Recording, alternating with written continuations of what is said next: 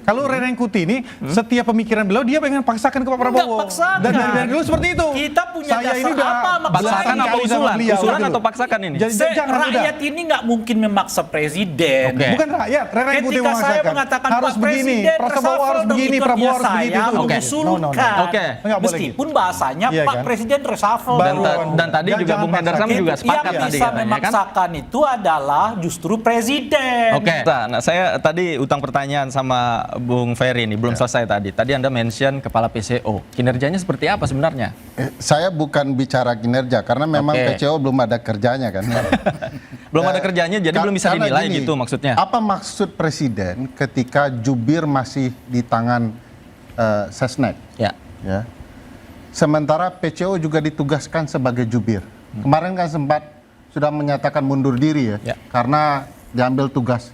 Sampai hari ini ketika PCO ini Presidential Communication Office ya, bukan Virgin Coconut Oil ya. Semenjak dia mundur sampai kembali, status juru bicara resmi presiden yang masih powerful masih di Sesnek. Jadi kenapa kemudian ada dua-dua? Kalau kita baca, satu orangnya Presiden Jokowi, satu benar-benar orangnya Presiden Prabowo. Begitu juga di beberapa kementerian yang kita lihat ya, bahwa di Danantara orang-orangnya Pak Prabowo, BUMN orang-orangnya Pak Jokowi. Ini dikurangi kewenangannya, dilemahkan, ini diberikan kekuatan. Menurut saya kita sudahlah tidak usah berpura-pura, orangnya Jokowi sudah mundur semua atau dimundurkan oleh presiden agar lari kabinet betul-betul berjalan cepat. Jadi maksud Anda orang Jokowi menjadi beban kabinet? Betul, dari awal kan sudah diingatkan ngapain mengambil 50% isi kabinet Presiden Jokowi untuk ditempatkan di Presiden Prabowo. Aroma dan teksturnya kan berbeda. Cara kemudian diolahnya juga harus berbeda. Harusnya Presiden Prabowo sedari awal sudah tegas bahwa orang-orang saya, ini pemerintahan saya dan bergerak dengan cara-cara saya. Jangan kemudian keras-keras tetapi tidak juga mampu menggeser orang-orangnya Jokowi dari tampuk kabinet. Itu menunjukkan kelemahan besar Presiden. Diingatkan oleh Bang Ray, jangan hari ini ngomong keras-keras, besok diperbaiki. Ini merusak citra dan marwah presiden. Presiden harus lebih hati-hati untuk kemudian mengungkapkan keinginan politiknya, termasuk menata kabinetnya. Baik. Bang Hendarsam, tanggapan Anda? Pasti setuju lah itu. Gini, kita dari perspektif ini. Beliau kan seorang katanya pakar hukum tata negara. Harusnya apa yang Bung Ferry sampaikan itu harus hormat dan taat kepada konstitusi. Harus hormat dan taat kepada pasal 17 ayat 2 Undang-Undang Dasar bahwa itu merupakan hak prerogatif presiden untuk menentukan. Amanat rakyat 58% sudah memberikan mandat kepada beliau, kemudian dideliver melalui bentuk kabinet segala macam, dan itu harus kita hormati.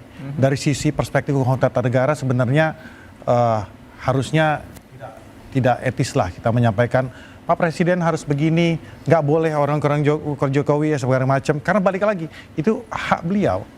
Itu undang-undang dasar yang menjamin hal tersebut. Tapi saya sedang membela Presiden Prabowo. Iya, nggak apa-apa. Saya mengatakan Presiden Prabowo harus dihormati, jangan ada intervensi mantan presiden atau siapapun. Saya melihat dari perspektif Undang-Undang Dasar dan Konstitusi kita. Ya pasal 17. Pasal 17 ayat 2. Nanti dulu. Jadi ini pembantu Presiden Prabowo, bukan pembantu Presiden Jokowi lah. Yang kedua, karena gini, sorry. Davi. Orang kadang-kadang ya kan menyanjung itu untuk menjatuhkan. Ya kan kita ngerti juga, ya kan itu dalam politik kita. Jadi satu-satunya masalah saya dengan Presiden Prabowo hanya soal terlalu militeristik dan terlalu sering ke luar negeri. Sisanya dia masih punya waktu memperbaiki banyak. Tadi katanya kan juga membela Pak Prabowo tadi katanya. Itu kan katanya, ya Anda melihatnya gimana nih? Kan tidak seperti itu. Kan jadi kita lihat buruk di karena kan setiap statement itu tidak hidup di ruang hampa. Apa yang dikatakan Rerengkuti atau kan Ferry Amsari itu tidak hidup di ruang hampa. Saya berharap Bang Hendarsam itu ada latar belakang alasannya apa? Tulus saja. Apa keberatan Bung Hendarsam atas usulan Bung Ferry terkait dengan meresapel semua menteri yang berhubungan dengan Pak Jokowi. Bang Rey, Keberatan Bung Darsan tidak ada keberatan. Bang Rey harus tahu gitu loh, bahwa ya kan apa yang Anda sampaikan itu, pikiran Anda itu jangan Anda paksakan ke Pak Prabowo. Enggak paksakan. Bang, ini itu. Bang, boleh saya kasih contoh? Tuluskan dia. Nanti saya jelaskan masalah pasal 17, Bang. Bahwa presiden dibantu oleh menteri-menteri. Menteri-menteri itu bertanggung jawab dan baik diangkat maupun diberhentikan oleh presiden.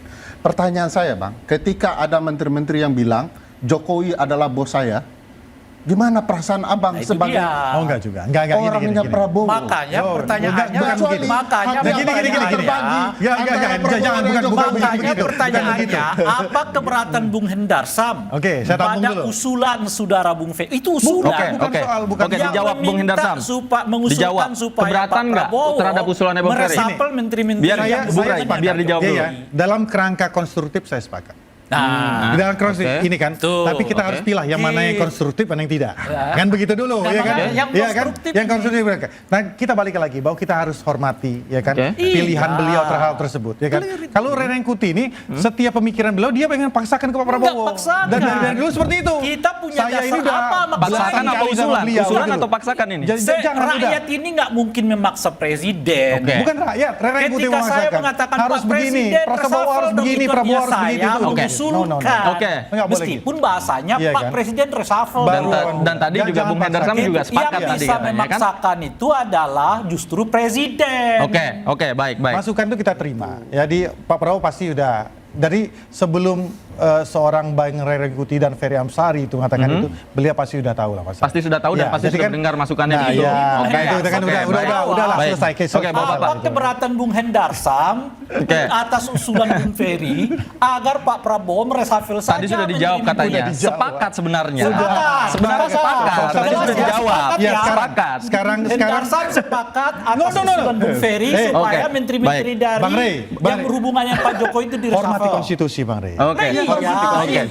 Sudah. Jadi baik. Biar menteri yang tidak menghormati konstitusi. Masukan itu tetap ada di tangan beliau. Apakah masukan itu juga dimaknai yang sama oleh Partai Demokrat? Nah, Bang Didi, silakan.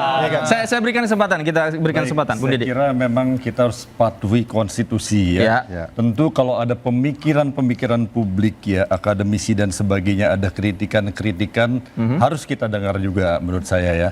Jadi menurut hemat saya tentu saya nggak melihat reshuffle atau tidak reshuffle, melihat orangnya Prabowo atau Jokowi bukan urusan saya. Bagi saya yang penting profesional. Kalau profesional itu tentu bisa mencapai target program prioritas nasional Presiden Prabowo, lalu penggunaan anggaran yang efektif dan efisien, lalu menteri-menteri ini juga di era sekarang harus punya inovasi, punya solusi yang sesuai dengan persoalan. Tapi kalau yang ada. tadi kewenangannya dipangkas seperti kata Bung Ferry dan Antara dan BUMN dan lain-lain, Anda melihat ini seperti apa? Sinyal dari Presiden apa sebenarnya? Kalau saya pikir kita lihat dulu Danantara ini ya, kita kan berharap semua kan ya. Danantara ini kalau nanti bagus saya kira akan baik. Tetapi ini kan ujian buat kita. Danantara sendiri baru beberapa bulan ya. Kita berharap sehingga tentu kami semua berharap Danantara ini benar-benar profesional dan bisa sebagai pengganti kalau dulu ada Menek BUMN ya. Sekarang Danantara ini bisa mengoptimalkan anggaran-anggaran besar yang ada di sana.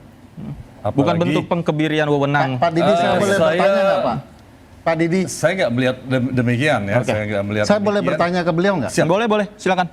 Selain kewenangan menyetujui apa yang sudah dilakukan oleh Danantara untuk mengatur direksi dan komisaris, kerjaan Menteri BUMN apalagi yang ada fungsinya? Semua sudah diambil oleh Danantara. Enggak lah. Ya apa kewenangan Menteri BUMN? Ya kan regulator. Ya kalau regulator tak ada fungsi eksekutifnya, bukan eksekutif namanya. Enggak gitu kan. Jadi pakar hukum tata negara kok. Aduh, jangan gitulah. Kan Bang Hendarsam di dalam tata negara itu saya clear dulu ya. Tadi masalah PCO saya tunggu Bang. Belum selesai sana. Saya dalam hukum tata negara itu ada hukum administrasi negara namanya.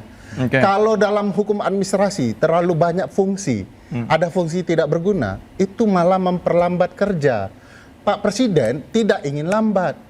Ini Menteri BUMN selain ngurus PSSI, apalagi Bang, ini yang membuat lambat bekerja. Nih kadang-kadang teman-teman istana ini tidak mau dikasih tahu dan faktanya begitu. Konsep hukum tata negaranya pasal 17, menteri-menteri ada yang tidak menghormati presiden, eksplisit mengatakan ada dualisme. Lalu ada yang tidak bekerja, cuman ngurus organisasi lain di luar, yang ganti saja.